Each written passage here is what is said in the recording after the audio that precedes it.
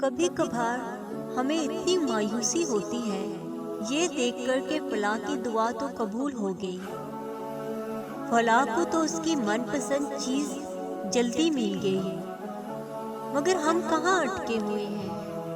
اب تک ہماری دعائیں کیوں قبول نہیں ہو رہی؟ اب تک ہماری من پسند چیز کیوں نہیں پہنچی؟ خیال آتا ہوگا کہ شاید اللہ تعالیٰ ہمیں دینا ہی نہیں چاہتے، شاید وہاں آسمان پہ ہماری دعاؤں کو بے وجہ اور فضول قرار دے دیا گیا ہو۔ پتہ ہے یہ کیا ہوتا ہے؟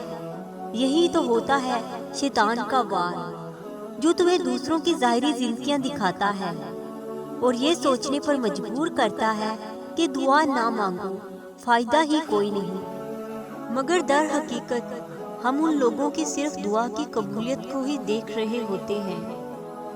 ہم جاننے کی کوشش ہی نہیں کرتے، بلکہ جاننا ہی نہیں چاہتے کہ ان کا سفر کتنا لمبا اور مشکل تھا، کس طرح کی آزمائش کے بعد ان کی دعاؤں کو قبول کیا گیا۔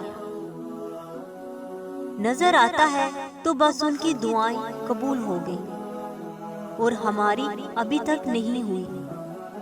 کیوں سوچ لیتے ہو ایسا؟ اگر دعائیں بے وجہ ہوتی تو دعاؤں کو کبھی بھی اللہ کی قربت کا ذریعہ قرار نہ دیا جاتا، دعا کو کبھی غم سے نجات کا ذریعہ نہ کہا جاتا۔